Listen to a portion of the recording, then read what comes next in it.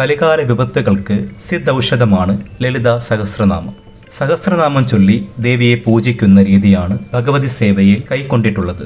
സ്വസ്തിക പത്മമിട്ട് അല്ലെങ്കിൽ അഷ്ടദള പത്മമിട്ട് നെയ്വിളക്ക് കത്തിച്ച് ചുവന്ന പട്ടും വെള്ളപ്പട്ടും ചാർത്തി സാത്വിക പൂജകളാൽ ദേവിയെ പൂജിക്കുന്നു.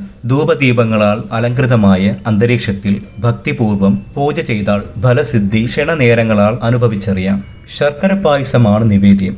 രോഗദുരിതങ്ങൾക്കും ദാരിദ്ര്യ ദുഃഖാദികൾക്കും പരിഹാരം ലഭിക്കും.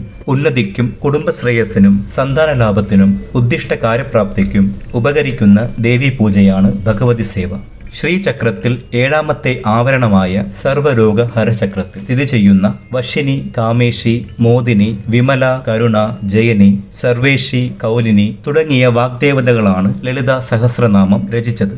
ശത്രു സംഹാരം, ദുഷ്ടഹര നിവാരണം, സർവജന്മ മഹാപാപനാശം, കുലദൈവപ്രീതി, കീർത്തി, കാര്യലാഭം, മനോധൈര്യം, അഷ്ടൈശ്വര്യസിദ്ധി, സർവക്ഷേത്ര ദർശന പുണ്യം, ഗോദാന പുണ്യം, സദ്വിദ്യാലാഭം, സന്താനലാഭം, രോഗശമനം എന്നിങ്ങനെ എണ്ണിയാലൊടുങ്ങാത്ത നേട്ടങ്ങൾക്ക് കൈക്കൊണ്ട ദിവ്യ ഔഷധമാണ് ഭഗവതി സേവ. മാത്രമല്ല ദേവീ കടാക്ഷം ലഭിക്കുകയും ചെയ്യും.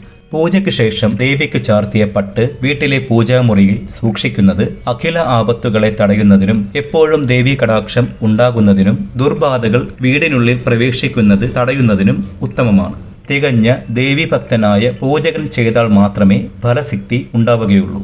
സ്വാർത്ഥലാഭത്തിനു വേണ്ടി ഒരിക്കലും ഇത് ചെയ്യരുത്. പൂജയ്ക്ക് ശേഷം ദേവിക്ക് അർപ്പിച്ച കുങ്കുമം തൊടുന്നത് സർവവശീകരണത്തിന് ഉതകുന്നതാണ്.